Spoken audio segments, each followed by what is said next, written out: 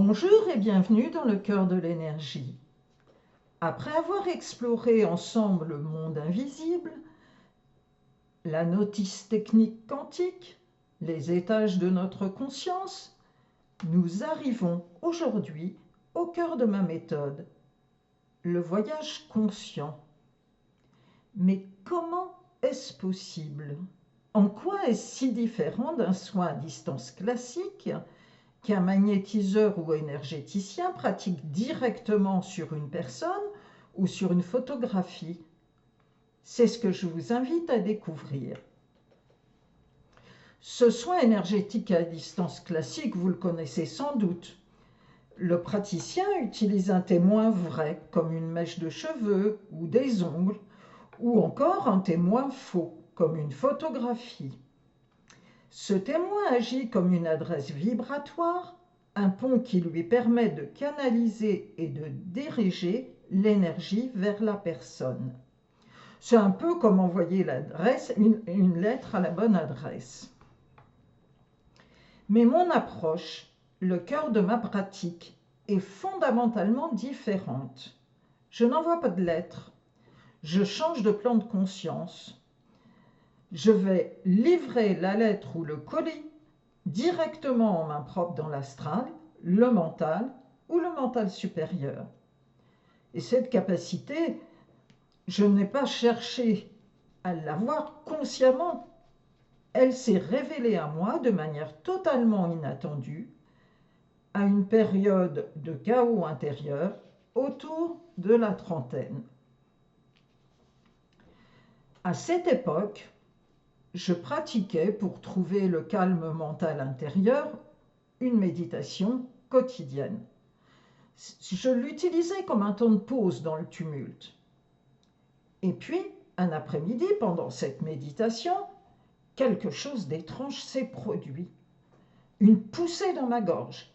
Et l'instant d'après, j'étais sortie de mon corps, ou plutôt ce que j'appelle ma conscience était sortie de mon corps. Au-dessus, je voyais mon corps allongé. Je pouvais traverser les murs, sortir de la maison. C'était à la fois amusant et fascinant. Mais surtout une question lancinante. Mais pourquoi faire? Qu'est-ce que je vais bien pouvoir fabriquer maintenant? J'ai eu l'idée d'aller voir une amie. Je l'ai vue chez elle, tranquille, devant sa télévision. Et là, un sentiment aigu d'intrusion m'a submergée. Presque immédiatement, j'ai été violemment rappelée, aspirée dans mon corps, par une réintégration brutale, sans aucune compréhension de ce phénomène étrange. Pourquoi cette sortie et pourquoi ce retour si violent? Le puzzle s'est assemblé quelques heures plus tard.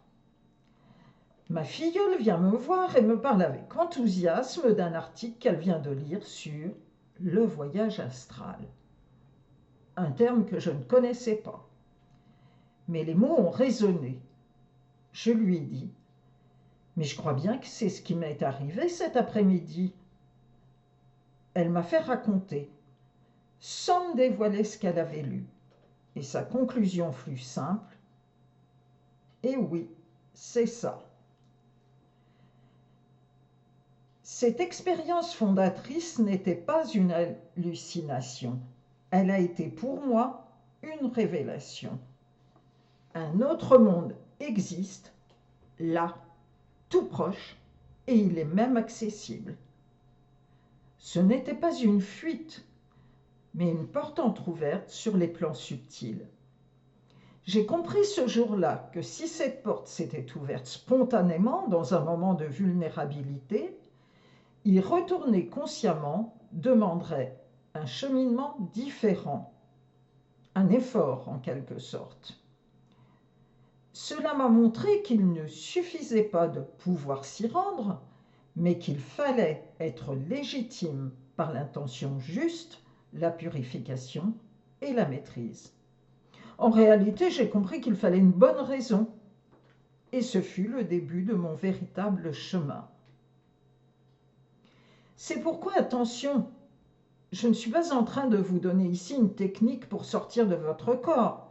Mon expérience initiale était spontanée, mais la pratique consciente, c'est tout autre chose. C'est un processus qui demande une grande maîtrise, un cadre sécurisé et une intention juste. Tenter de le faire sans préparation et sans filet de sécurité est dangereux. Mon but aujourd'hui était simplement de vous expliquer le principe de ma méthode.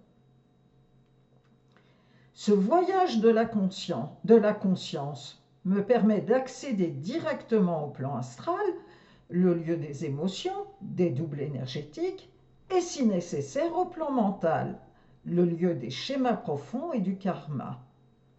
En étant sur place, je peux percevoir les déséquilibres avec une grande clarté et appliquer l'énergie exactement là où elle est nécessaire.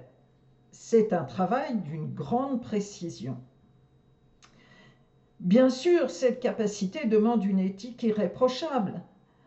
Accéder à ces plans est une grâce qui exige humilité. Il faut gommer l'ego, l'écueil étant de se sentir supérieur ou investi d'une quelconque mission et de s'en vanter.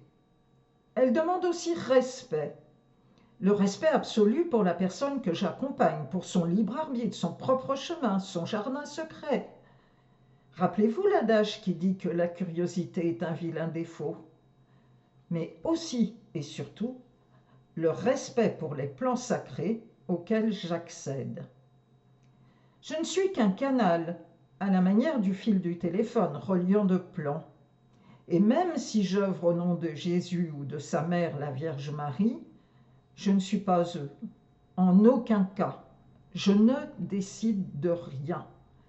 J'œuvre juste à transmettre la force énergétique dont on veut bien me charger. Voilà donc le principe de ce voyage astral conscient que j'utilise pour les soins. C'est un déplacement intentionnel de la conscience pour aller agir à la source. Dans le prochain épisode, nous verrons concrètement comment j'utilise ce voyage, comment j'interviens sur place pour réparer un circuit astral ou réinformer un plan mental, et pourquoi l'ancrage final par le soin terre est si important.